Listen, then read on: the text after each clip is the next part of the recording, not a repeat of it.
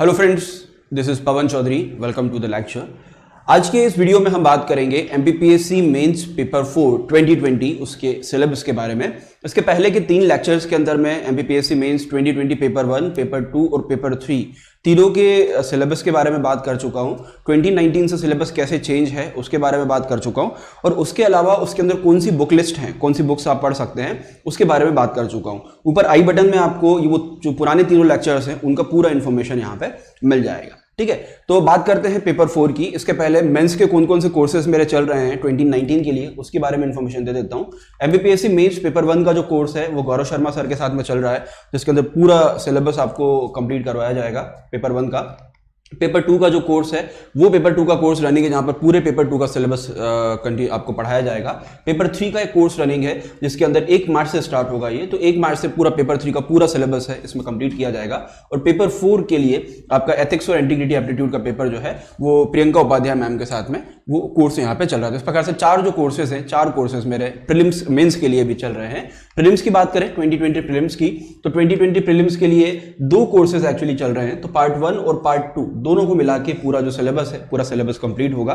ये इसका पार्ट 1 है, ये पार्ट 2 है। इसके अंदर हिस्ट्री और बेसिक वो टॉपिक्स कंप्लीट होंगे, और इसके अंदर बाकी आपके जो रिमेनिंग टॉपिक्स हैं वो कंप्लीट होंगे। तो इस प्रकार से आपके तकरीबन 100 लेक्चर्स के अंदर आपको पूरा जो सिलेबस है 2020 प्रीलिम्स का भी यहाँ पे प्रिपेयर हो जाएगा। तकरीबन 200 घंटे के लेक्चर्स हैं जहाँ पे पूरा सिलेबस आपका 2020 का विद फुल डिटेल कंप्लीट हो जाएगा, जिसके अंदर माइंड मैप्स और फ्लो चार्ट्स के द्वारा पूरा सिलेबस अभी कंप्लीट करवाया जा रहा है। चलिए तो बात करते हैं पेपर 4 की, पेपर 4 के सिलेबस की। उसके पहले अनअकैडमी पर प्लस सब्सक्रिप्शन के लिए आप मेरा जो कोड है पवन लाइव, इस कोड का यूज कर सकते हैं। If you are using this code you will get 10% discount on the plus courses पे 10% डिस्काउंट आपको मिल जाएगा। ठीक है, चलिए बात करते हैं पेपर 4 की। पेपर 4 है आपका philosophy, psychological and public administration. ठीक है, तो ये सब बेसिक टॉपिक्स इसके अंदर दिए गए हैं। ठीक है, पहला जो टॉपिक है वो है फिलोसोफर और थिंकर एंड सोशल रिफॉर्मर। अब ये पहले जो टॉपिक था 2019 के अंदर, ये था आपके 2nd नंबर के ऊपर, मतलब 2 नंबर का टॉपिक था, बस 1 नंबर पे टॉपिक ले आए हैं। बाकी चेंज काफी सारे हैं। यहाँ पर सोक्रेटिस को ऐड किया गया है। पहले जब भी मैं पढ़ाता था बोलता था हमेशा कि अगर आप प्लेटो और एरिस्टोटल पढ़ा रहे हैं तो आपको सोक्रेटिस भी पढ़ाना चाहिए। तो पता नहीं उन्होंने मेरी बात सुन ली और सोक्रेटिस को इसके अंदर, सुकरात को इसके अंदर ऐड कर दिया। सुकरात, प्लेटो, अरस्तु, देन भगवान महावीर, बुद्ध, आचार्य शंकर, ये नया ऐड हुआ है। Charvaka is also the new philosophy जो इसमें ऐड की गई है। ठीक है, गुरु नानक, आपके कबीर देव जी ये पहले भी थे। ठीक है, तुलसीदास भी पहले थे, टैगोर भी पहले थे, राजा राम मोहन रॉय, देन आपके सावित्रीबाई फुले, स्वामी दयानंद सरस्वती, स्वामी विवेकानंद ये ऑलरेडी पहले थे, महर्षि अरविंद भी पहले थे, एंड आपके सर्वपल्ली राधाकृष्णन ये भी पहले थे। ये सभी फिलोसोफर्स ऑलरेडी सिलेबस में थे। 2-3 को छोड़ के, सुकरात को छोड़ दो और आचार्य शंकर को छोड़ दो, तो ये फिलोसोफर को छोड़ के सब जो है फिलोसोफर वही पुराने हैं। सावित्रीबाई फुले भी जो है वो पहले नहीं थे, अब अभी यहाँ पर ऐड किए गए हैं। ठीक है, तो ये जितने भी सोशल और फिलोसॉफिकल थिंकर है वो इसके अंदर है, बट जितने भी पॉलिटिकल थिंकर है, जितने भी राजनीतिक जो थिंकर हैं वो उन्होंने पेपर 2 के अंदर डाल दिए हैं। ठीक है, अब पता नहीं क्यों। ठीक है, एडमिनिस्ट्रेशन था, पॉलिटिकल थिंकिंग थी, तो उधर डाल दिया। मतलब पढ़ना आपको वही सब टॉपिक है, बट वो एक कुछ सेकंड पार्ट में है, कुछ सेकंड पेपर में है, कुछ 4th पेपर में है। ठीक है, ये बेसिक अंतर इसके अंदर अभी यहाँ पर है। अब इसके लिए क्या करने का है, इसके लिए एक तो आपको नेट का मदद आप ले सकते हो इंटरनेट के ऊपर, उसके अलावा प्लस में तो मैं आपको सब पढ़ाता ही हूँ ये सब टॉपिक। ठीक है, तो इसके लिए आप कोई भी, मैंने बहुत सारी किताबें देखी इसके लिए, पर कुछ किताबें ऐसी जिसके अंदर से महावीर, बुद्धिज्म और प्लेटो है ना। एक किताब मेरे पास थी जिसके अंदर प्लेटो, अरिस्टोटल, महावीर और बुद्ध, उनको लेके पूरी किताब छाप दी उसने, और बाकी जितने भी लोग थे उनको लेके 2-4 पेज दिए गए, मतलब बैलेंस नहीं किया गया। ठीक है, तो ये इसके लिए मैं आपको सजेस्ट करूंगा कि अगर आप पढ़ सके तो एक बुक आता है एक्चुअली आपको, अगर मैं सुकरात, प्लेटो और इसको छोड़ देता हूं तो डीयू का एक बुक आता है इंडियन पॉलिटिकल थिंकर करके, भारतीय राजनीतिक चिंतक करके, तो मोटी सी किताब आती है, वो चाहे तो पढ़ सकते हैं। ठीक है, उसमें काफी अच्छा दिया है, वहां पर आप पूरी फिलोसफी समझ सकेंगे। ठीक है, क्योंकि अंबेडकर और महात्मा गांधी और बाकी सब जो है वो 2nd पेपर के अंदर है, तो डीयू का किताब आप खरीद सकते हैं, है ना। बट मैं सजेस्ट करूंगा कि आप मेंस में जब मैं पढ़ाऊंगा तो उसको कवर कर लें। उसके अलावा मेरी यूट्यूब चैनल के ऊपर इनमें से कई सारे टॉपिक्स हैं ऑलरेडी मैं वहां डाले हुए हैं, तो वहां पर भी जाकर आप उसको देख सकते हो। और इस चैनल के ऊपर हम जब मेंस का सिलेबस करेंगे तो काफी सारे टॉपिक इसके अंदर हम पढ़ेंगे। सेकंड आपका टॉपिक है, the second topic is attitude. ठीक है, ये पहले भी था, content, element, function, formation of attitude, attitudinal change, persuasion, communication, prejudice and discrimination, stereotype on the Indian context, ये सब कुछ चीजें ऑलरेडी सिलेबस के अंदर थी। तो कोई भी आपका एटीट्यूड किसी भी चीज को लेके कैसे क्रिएट होता है ना, फॉर एग्जाम्पल की फॉर एनीथिंग कि अगर शाहीन बाग में अगर कुछ प्रोटेस्ट हो रहे हैं तो उसको लेके मेरा एटीट्यूड कुछ अलग होगा, आपका एटीट्यूड कुछ अलग होगा, ठीक है। हर चीज को लेके अलग अलग एटीट्यूड हर व्यक्ति का हो सकता है। तो वो एटीट्यूड कैसे फॉर्म होता है, अब हम क्या करते हैं, एटीट्यूड मतलब एरोगेंस को मान लेते हैं, but attitude and arrogance two are the different thing, ठीक है। तो वो काफी अंतर है उसके अंदर। तो एटीट्यूड जो होता है उसका content, element, function, formation of attitude, कि एटीट्यूड फॉर्मेशन कैसे किया जाता है, ठीक है। इवन जब आप सिविल सर्वेंट बनेंगे और जब आप अपनी ट्रेनिंग के लिए जाएंगे तो वहां पर आपको एटीट्यूड बिल्डिंग की जाएगी कि क्या हो सकता है कि आप जिस सोसाइटी से आए हो या जिस आप समाज से आए हो तो वहां पर किसी व्यक्ति को गलत तरीके से देखा जाता होगा, या आपके सोसाइटी की कुछ चीजें होंगी जहां पर अलग अलग डिस्क्रिमिनेशन भी हो सकते हैं वहां पे, या आप किसी डिस्क्रिमिनेट सोसाइटी से आए होंगे, उसको आगे आगे आए हैं, तो वहां पर आपका एटीट्यूड अलग हो सकता है किसी भी चीज को लेके, किसी भी धर्म को लेके, किसी भी जाति को लेके। तो वो एटीट्यूड है, वो फॉर्मेशन उसका कैसे किया जाए या आपका एटीट्यूड उस चीज को लेके कैसे फॉर्म किया गया है, वो पूरी चीजें उसके अंदर है। उसका एटीट्यूडल चेंज, कि जो एटीट्यूड है आपका उसी चीज को प्रति, वो बदला जा सकता है, ठीक है। किसी भी चीज को लेके चेंज किया जा सकता है। जैसे पहले लोग बोलते थे कि महिलाओं को रात को बाहर नहीं निकलना चाहिए, किसी महिला के साथ में अगर रात में कुछ हो गया तो बोलते हैं वो रात को क्या कर रही थी बाहर, है ना, ये जनरल हम बोलते थे। लेकिन वो एटीट्यूड में चेंज आया, बोले नहीं, they have also right to go outside, और उनकी सुरक्षा करना हमारा अधिकार है। तो ये एटीट्यूड चेंज आया है, तो वो चेंज है, उसमें प्रिजर्वेशन है, देन आपका प्रेजुडाइज है, discrimination, stereotype, Indian Orthodox system, जो हमारा भारतीय जो ऑर्थोडॉक्स सिस्टम है जिसके अंदर कई सारी चीजें की जाती है, लड़कियां ये नहीं कर सकती, लड़के वो नहीं कर सकते, ऐसे कई तरह की चीजें हैं। तो वो स्टीरियोटाइप जो है आपके, वो रूढ़िवादिता है, वो आपको बताना है यहाँ पे। उसका अगला टॉपिक है आपका aptitude. So aptitude and foundational value of the civil services. Civil service के अंदर जो भी एप्टीट्यूडल वैल्यूज हैं आपकी, तो कुछ वैल्यूज आपको सिखाई जाती है सिविल सर्विस के अंदर।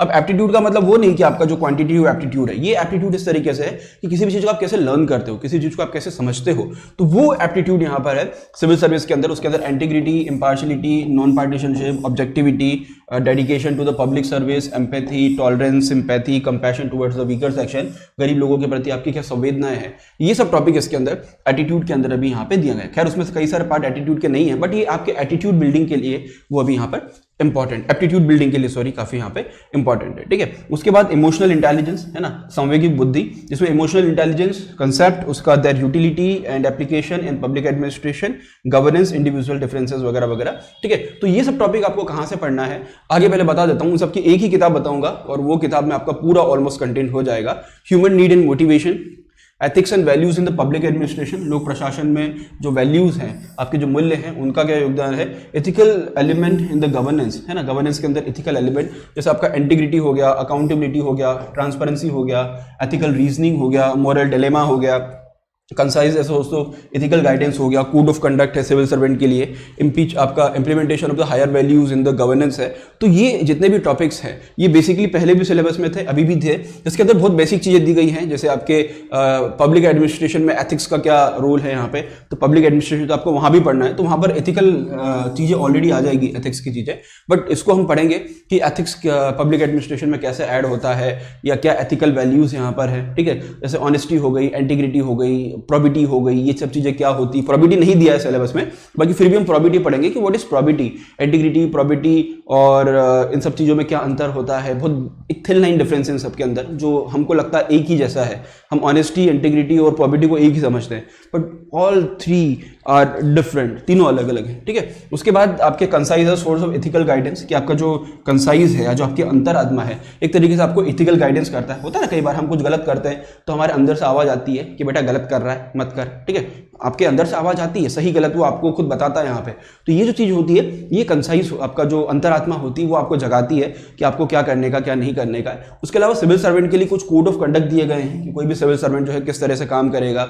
उसके कुछ वैल्यूज है कि वो अपॉलिटिकल होगा या न्यूट्रल होगा या जो भी चीजें हैं, तो वो उसके अंदर आपको उस कंडक्ट के अंदर वहां पे दिया जाता है। Implementation of the higher values in the governance, प्रशासन के अंदर या शासन के अंदर जो है आपके वैल्यूज को ऐड करना है यहाँ पे। उसके लिए गवर्नमेंट कई सारे काम प्रोजेक्ट चलाती है सिविल सर्वेंट के लिए। उसके अलावा लोकल लेवल पे भी कई सारे ऐसे प्रोजेक्ट होते हैं जहाँ पर सिविल सर्वेंट जो है उनके लिए गवर्नेंस के अंदर भी ऐड करने के लिए, वैल्यूज को ऐड करने के लिए काम यहाँ पे किया जाता है, ठीक है। सो अब वो तो गवर्नमेंट की बात हो गई, लेकिन थ्योरी पर्पज से हमको उसका इंप्लीमेंटेशन कैसे होता है वो देखना है। देन लास्ट टॉपिक है आपका करप्शन, भ्रष्टाचार, types of corruption, causes of corruption, corruption के कारण क्या है, करप्शन का टाइप क्या है, इफेक्ट ऑफ करप्शन, करप्शन का प्रकार क्या है। अब कॉजेज की आप बात करोगे तो कॉजेज में आप अगर देखोगे तो कहीं ना कहीं आपकी सोसाइटी है, आपकी एडमिनिस्ट्रेशन है ना, ये अलग अलग पार्ट में आप डिवाइड करके उसको देख सकते हो, types and causes. Effect of corruption है ना, approaches to minimise corruption, corruption को कम कैसे किया जाए उसके लिए। रोल ऑफ सोसाइटी, समाज का क्या रोल है, मीडिया का क्या रोल है, फैमिली का क्या रोल है, विसल ब्लोअर का क्या रोल है, यूनाइटेड नेशन का क्या रोल है, उसके लिए यूनाइटेड नेशन का कन्वेंशन है ऑन द करप्शन, भ्रष्टाचार के ऊपर एक अंतर्राष्ट्रीय संधि है, वो क्या चीज़ें हैं। ओके, उसके अलावा हमारा जो एंटी करप्शन एक्ट है जो अभी रिसेंटली अभी उसको अमेंड किया गया है, तो वो पता होना चाहिए। स्पेशली विसल ब्लोअर के बारे में आपको पता होना चाहिए कि भारत में क्या स्थिति है, दूसरे देशों में क्या स्थिति है, भारत के अंदर कई सारे ऐसे विसल ब्लोअर्स हुए हैं, उनके बारे में थोड़ा बहुत पता होना चाहिए। मेजरिंग करप्शन, कि करप्शन का मेजरमेंट कैसे होता है, ठीक है।